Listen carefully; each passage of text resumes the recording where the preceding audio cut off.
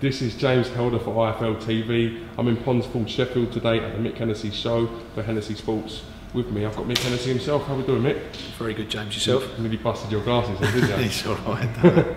I'm good. Talk to me a little bit about Kid Galahad versus Fred Mundrabi.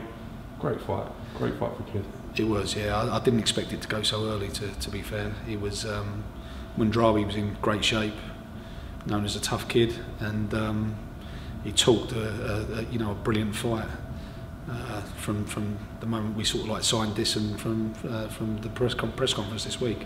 So, I was expecting something that could potentially go the distance, but it was an awesome performance, and I think the body shots that Barry ripped in round one, started the downfall of Mundrabi. How impressed are you with the way Barry conducted himself tonight, went about his job?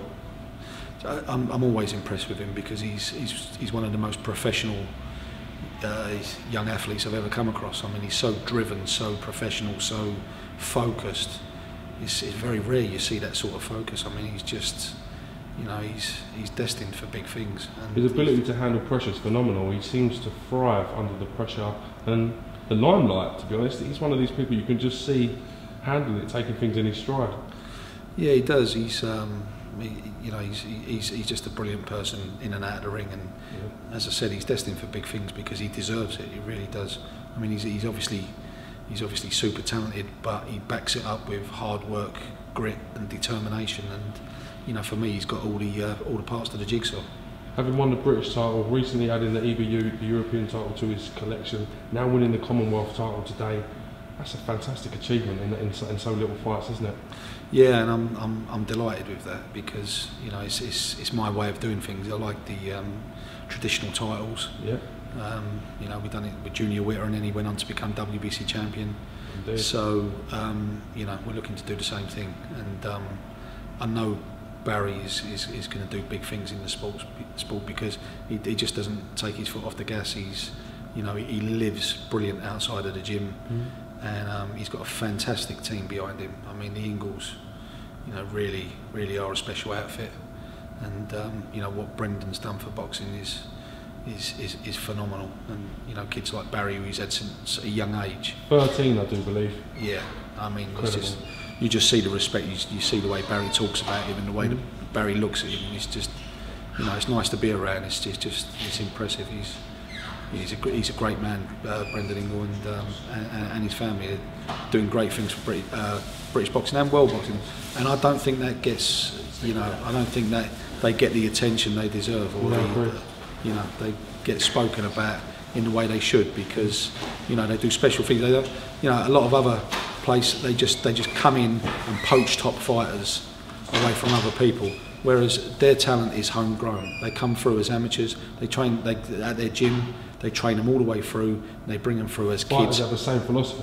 Yeah, and they train them as amateurs, and then they come through, and then they turn them pro. So they're home when they create a world champion. Then they're normally they're homebred from a young age. So they've done that from start to finish, not just gone in and sort of like poached fighters when a brilliant job's been done. So I just don't think they get the credit they deserve. It's a massive point, Mick. It really is a massive point. No doubt you spent a lot of time planning Kid Galahad's route, Barry's route, very effectively so far. With the trinkets and titles he's won, you've only got to look at that. Where do you look to take him from this point? I would. I'm looking at a big fight in September for him. I'm really thinking about what way to go with this, but I feel like he's ready.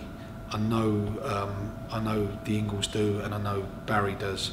So I'm looking at some interesting situations, but I like, as I said, I like traditional titles. We're going to go after, potentially one of the top 3 titles.